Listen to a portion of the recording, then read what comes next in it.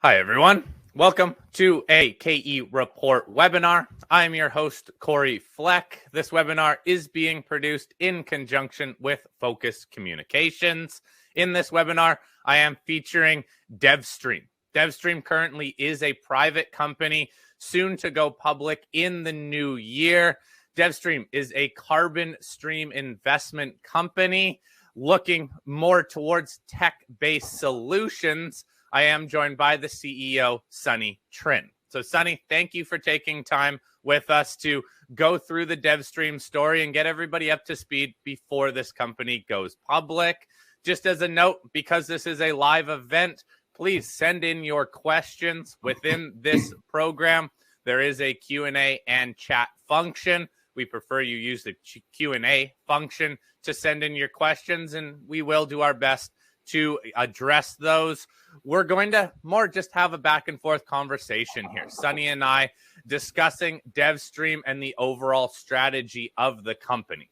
Sunny, because we're just kicking this off here, let's start off with a broad overview on the company, the overall goals, please. Yeah, sounds good. And great to see you and chat with you again, Cory. So thank you for the introduction. Yeah, so as you said, DevStream is a technology-based ESG company created to advance the development and monetization of environmental assets with an initial focus on carbon credits. While most carbon credit companies focus almost entirely on nature-based solutions, we at DevStream, we specialize in taking a wide range of technologies and using them to generate carbon credits. At the same time, DevStream uses a proprietary blockchain-based ESG platform to manage all aspects of carbon credits. So this helps address several of the major issues of the carbon market, such as greenwashing and double counting. This also provides much needed transparency and increases the value of the credits. Okay. Thank you, Sunny. Now, let's get an update. The last time I had you on a webinar, it was a number of months ago. We introduced the company, but since then, I assume there's a lot of things that have moved forward in the background. Please give us an update on what you've been working on. Yeah, so what we're seeing is a significant increase in interest around carbon credits from corporations and organizations everywhere. At the same time, we see that most lack the experience necessary to generate and monetize these credits. But fortunately, putting together the team that we have, we're able to fill many of these gaps, and this has helped us increase our opportunities as well too. So, our pipeline continues to grow and currently sits at roughly 125 potential projects. We have 7 under LOI or signed term sheets with another 12 in the works. We have 3 under contract with an additional 4 in the works. And we're very excited to update the shareholders on these projects as they progress. So that's just a quick summary of that. Okay, thanks. So we'll stay up to date on these projects and how they progress. But let's talk about this DevStream team then. We all hear team is so critical when investing, especially in new companies. Give us a brief introduction to the board, management, their roles in the company. Yeah. So for a carbon credit company, we have a very technical team. So myself, I have an engineering background with over 25 years of experience in semiconductor technology, where I've worked with dozens of companies in renewable energy and energy efficiency solutions. And I've also had over a decade working with the ESG teams, or CSR, corporate social responsibility, as it was called back in the day, working with their teams for various large corporations. We have Brian Wentz, our Chief Revenue Officer. He's been in green technology since he started his first company, over 25 years ago, where he and his brother designed and built an alternative fuel engine for cars. It was one of the first motors that used hydrogen. He was also an early adopter of LED lighting, and he's incubated dozens of startups in the ESG space. We have Destiny Knock, our Chief Sustainability Officer. She has a PhD in environmental engineering and policies, and has worked with government agencies on energy equality studies and energy equality policies. She has dozens of published papers and articles around energy and ESG, and is also a frequent guest on many energy and carbon-related podcasts. She even helped develop the policies for Northern Ireland's Renewable Obligation Credits Program, which is their equivalent for our version of Solar Rex. So pretty exciting. And then David Oliver, he's our head of carbon. He also has an engineering background with over a decade of experience in power generation and renewable energy across developing nations. What makes David really stand out is that he's arguably one of the world's leading expert in carbon credits with over a decade of experience in the space. He's already been asked to lead Canada's National Carbon Association, so a pretty big honor. He's also currently an advisor for British Columbia's compliance offset program. He's consulting for many other government agencies, and he too has a long list of published papers around the carbon credit space. And then for our board, we start with our chairman, Tom Anderson. He's also an engineer and is founder and CEO of Devio, who's our shareholder within DevStream, and is also their blockchain as who we use to manage our carbon credits. Also on our board is Will Stewart, who's invested over $4 billion in 75 early stage technology companies and is currently executive chairman of Expansive, the largest exchange for environmental assets in the world. Other board members include Steve Kikucha, partner at PackBridge and board member at Sustainable Development Technology Canada. We have Ray Quintana, who has 20 years of experience in technology investing and corporate strategy. And then our newest board member, so I'd like to welcome Jamila Parachi to the team. She was an attorney for the Federal Reserve Bank of New York, a lawyer for the International Swaps and Derivatives Association, and she created the regulatory program at the National Futures Association. So as you can see, it's a pretty solid team. Very proud to have the team put together. Now, Sunny, we already had a question come in regarding Will Stewart. Does he provide any input on the investments made by the company? He does, yeah. He's part of the investment committee as well, too. So absolutely, especially with his experience and what he sees out there. He plays a critical role in what we do. Okay. Now moving on, when we've chatted in the past, I've classified this as tech-based solutions that the company is looking for in terms of building up carbon credits here. You also call them carbon-based solutions. Can you provide an overview of what this is and how it differentiates DevStream from, in all fairness, a lot more carbon streaming companies that have come online recently? Yeah, so carbon credits can be divided into two main categories, right? So we have nature-based and technology-based. And as the name implies, nature-based projects revolve around solutions that are found in nature. So these include the use of plants, trees, soils, or the ocean. Technology-based projects, on the other hand, are created by man. And some of the different types of technologies that we utilize include renewable energy, such as wind or solar, energy efficiency solutions, such as improvements in HVAC systems, emissions avoidance, like electrification of vehicles, and then our emissions capture and sequestration, such as direct air capture technologies. The issue of global warming, Cory, it's so massive that we need a combination of both in order to even come close to addressing these problems. So according to a study done by American University, nature-based solutions can only provide up to 20% of the carbon reductions needed to meet our 2050 emission reduction goals.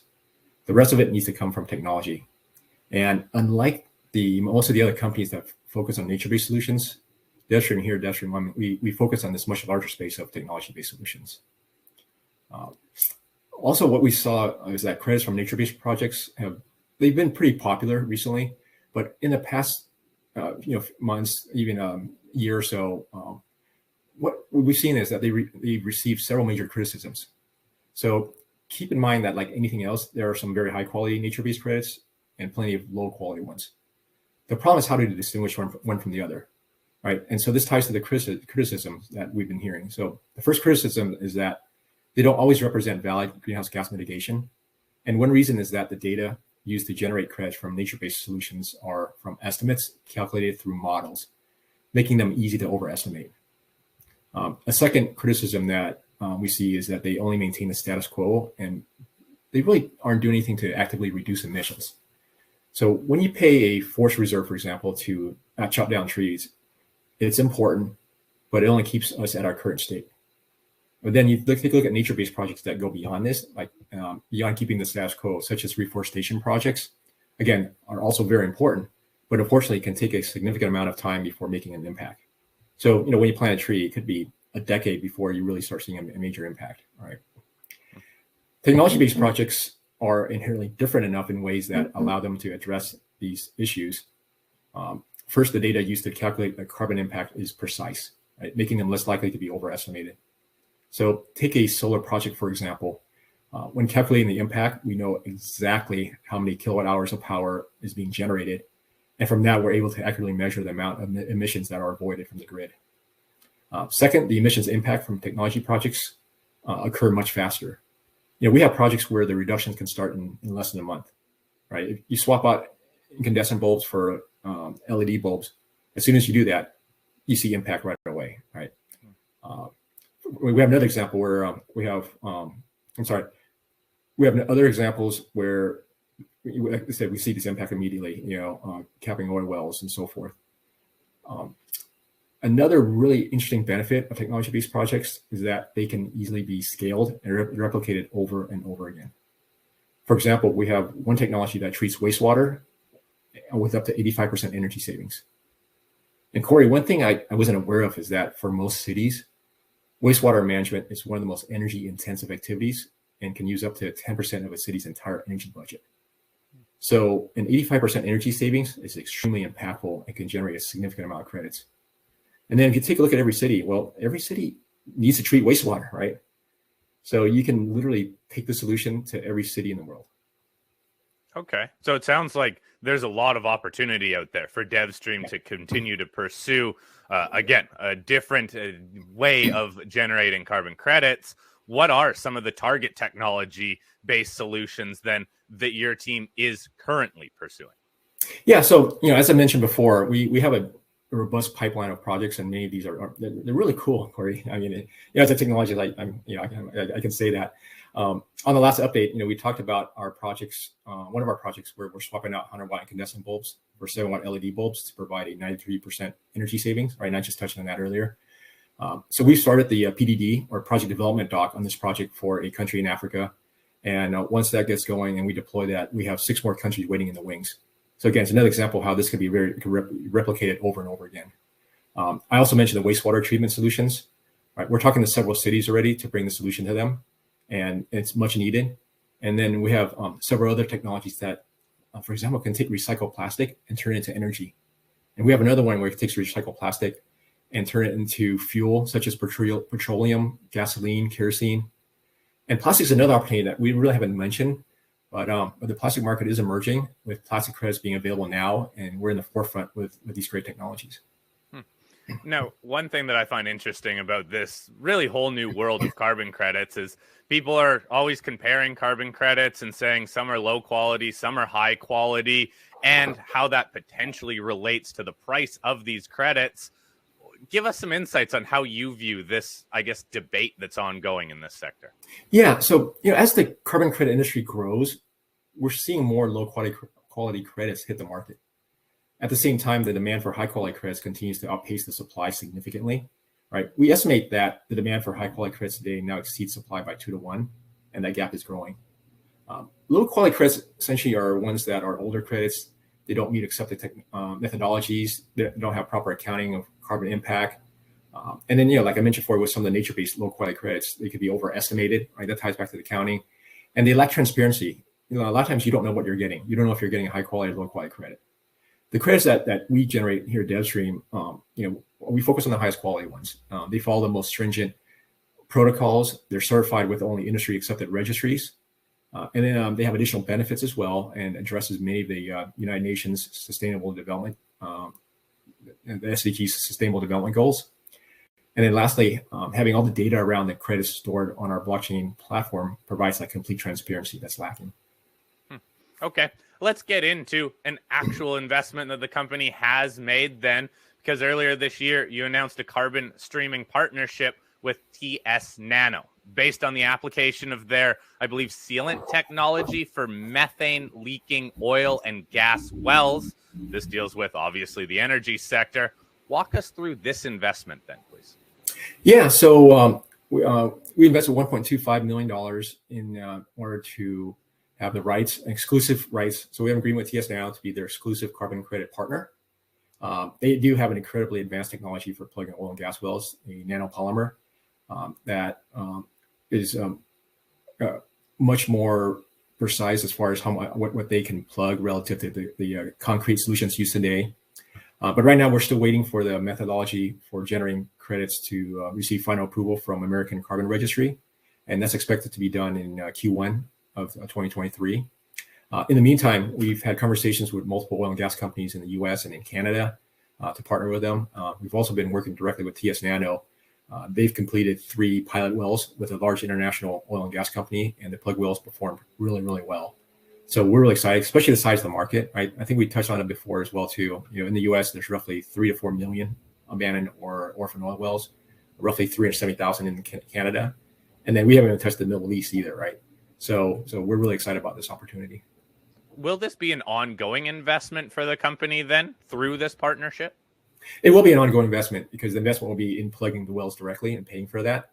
And with the size of the market that I just mentioned, I mean, you could give me $1 billion tomorrow, and that's even not enough to cover, a fraction of the abandoned oil wells, right? So really exciting, very scalable, right? And like I mentioned before, technology can be replicated over and over and over again. This is one of those that would generate credits almost immediately, it sounds like. Correct. Yeah. As soon as you plug it, then you're stopping the leakage, and then you start measuring it and you generate credits. Okay. And one more thing I'll add too is methane is extremely harmful. It's more potent to global warming than carbon dioxide. So for every ton of methane that we avoid, we get 25 carbon credits. So it's a 25-to-1 ratio. Okay. Now, with all these projects in the pipeline, and you even outlined how big of a market it can be, how do you decide which ones to go with?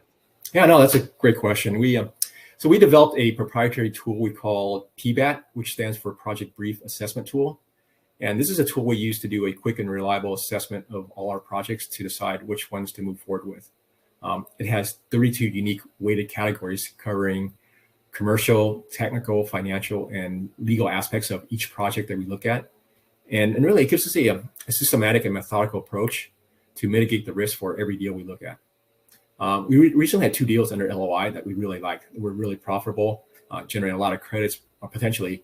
But after going through the PBAT, we ended up walking away from them just because there was too much risk involved. And so, using PBAT, we take an approach that our shareholders trust us with their money.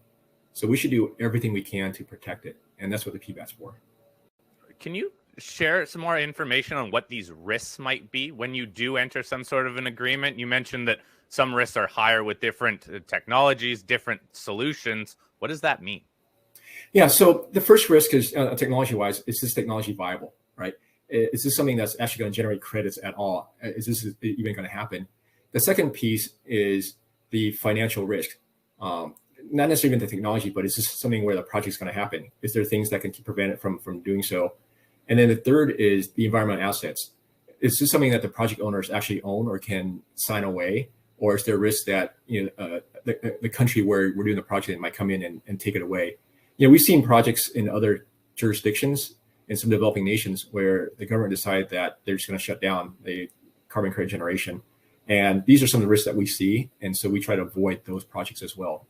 Because, as you see from our pipeline, we have plenty of projects that there's no need to take unnecessary risk in ones that are, a little bit too risky, I should say. Yeah, fair. Since you brought up governments there, look, governments, I believe, are a main driver behind this boom that's come into the carbon credit industry here. All governments seem to be moving in some form or another towards their net zero goals. Are you working with any governments currently? Yeah, no, that's correct, Cory. Governments of all types have made emission reduction goals and are trying to figure out how to make them happen. And as we talk to more and more of them and explain how carbon credits work, they really start to realize how something like carbon credits can play a critical role in helping them meet these goals. But they just don't know how. I mentioned before, there's this gap of expertise, right? So as a result, we've engaged with municipalities, states and provinces, and even several countries, and start talking to them about how to help create and manage their carbon credit program and get access to a lot of the projects that they're working on, government projects as well. So as these progress, we're more than happy to provide updates to our shareholders. But yeah, these opportunities are quite exciting. So how do you balance out working with governments and also working with companies or other businesses? So again, we take a look at the risk, right? We do our PBAT, we look at the resource, we look at our returns, and then the risk level. Because not all governments are equal, right? Some are going to be a little riskier than others, and then Some have larger budgets as well. So we take all that into consideration. But again, the PBAT helps us significantly. Okay. Now, someone sent in a note that you recently had the opportunity to present at the United Nations headquarters. What was this all about? What did this get you into? What did you even talk about there?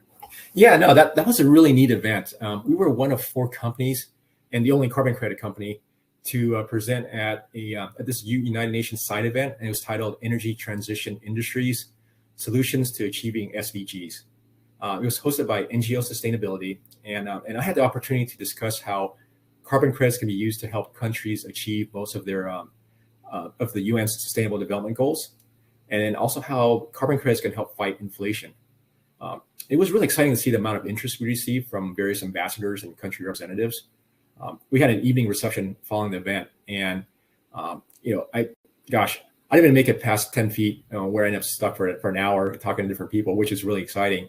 And the statement that I kept hearing from the attendees was that they hear about carbon credits and really they realize how complex it is, but they also know how important that can be to help them meet their goals. And so they're very interested in exploring how DESG can help them as well too. So the event gave us some really nice leads, which we're working on right now as we speak. Okay. Let's then also talk about when the company is going to come public. Again, we've chatted throughout this year on this move towards being a publicly traded company. What's coming in 2023? Yeah, so today, this morning, we announced the final approval to list on the New York Exchange under the ticker symbol DESG. This is a huge milestone for our shareholders, our management team, our board of directors. And so we're thrilled to be able to surpass this milestone, and I look forward to updating shareholders very soon with a January go public date, along with everything else we're doing. Okay. Sunny, a couple more questions that we're going to take here. Main competition with these tech-based solutions. Any other companies out there doing similar things? Not that we're aware of, right? Like I mentioned, most of the other companies are focused on nature-based. A few of them will work on one tech-based solution here or there, maybe a direct air capture. But for the most part, it's 2 areas of expertise that are very different, right? So when you talk about carbon credits and nature, the folks that really excel there aren't necessarily technologists. And we just happen to be right in the middle of that intersection. So as far as competition, we don't see much at all. But even if we do, that's fine. I mean, I mentioned this market is massive, and this problem we have with global warming is massive. So the more people coming into the space, the way I see it, the better, because it brings more attention as well. But also it helps address this massive problem of global climate change. Okay.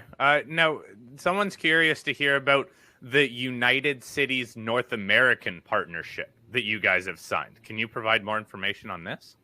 Yeah. So United Cities, again, just kind of to reiterate, their goal is to help turn cities throughout the world, and in this case, North America is the one we're partnered with, into more sustainable cities with circular economies and so forth. And what we're doing is bringing technologies that help them meet their goals as well. So right now, they're the head of United Cities. He's on our advisory board, on Jason Lohi. He's bringing us into several regions where they have budgets to work on these net zero goals, along with other goals as well. So we have some proposals sent out to them, and we're working to see if we get some of these technologies into some of the programs that they're working on. Okay. Sunny, one other question that came in. How capital intensive is all of this? Do you guys need a lot of money up front? Does the money usually come when an agreement is signed and you do start building up those carbon credits? Can you share some more information there? Yeah, so we have a very diverse model. In some cases where a project needs CapEx and money up front, we do invest money into it. Our goal is to have a 2-year payback period. And so the returns are fairly quick. But then at the same time, we also have projects where they don't necessarily need money up front and they're looking for OpEx. And so in this case, we become their agent for carbon credits, and we manage everything full turnkey from the generation to certification, validation, and registration. We handle all that for them. And we do that through a lot of third-party partners. And in those cases, there's very little capital up front, because we're creating OpEx or revenue streams to help their operational costs. So it really depends on the project, and that's why we do the PBAT as well, because some projects are going to take a decent amount of capital. And like I said, with technology projects, it's so scalable that, when you ask me, is it very capital intensive? Well, like I said, you give me $1 billion, we can literally invest all $1 billion tomorrow in a lot of these projects, just in oil wells alone or LED light bulbs, right, in multiple countries. Yeah, there's a lot of opportunities out there. And that's why I think everyone's so interested in this sector because, well, sky's kind of the limit right now. Yeah. Sunny, before I get you out of here, then, what should interested investors, those that are watching this company closely, what should they look forward to in terms of news flow? Yeah, the main thing is, as we close more of these contracts on some of these opportunities, and as we start generating credits, I think those are the biggest thing, because that's our execution piece, right? Because that's where we're going to generate revenue and also generate more buzz around the company. So I'd say, keep an eye out for that. And then also some of the announcements we have with these various technology partners. Like I said, there's a lot of really cool technologies, right? Like the wastewater management one. And that's the thing I love about technology is, the sky really is the limit, right? And I joke with my team sometimes, we have things that are maybe even on the moon at some point, right? But, having fun with that. But yeah, no, really excited about the different technologies that are really coming out and to help solve this massive problem. Okay, cool. Sunny, thank you so much for taking time over this holiday season to answer a lot of the questions that came in and outline everybody on when DevStream is going public. Sounds like it's going to be early on in 2023. We'll follow along as some more news comes out as the company goes public. And everybody tuning in, please send me your questions. You can email me, fleck@kereport.com, and I will have Sunny back on the show to address those questions and follow along as they go public. Sunny, again, thank you very much for your time today. Yeah, likewise. Thank you, Cory.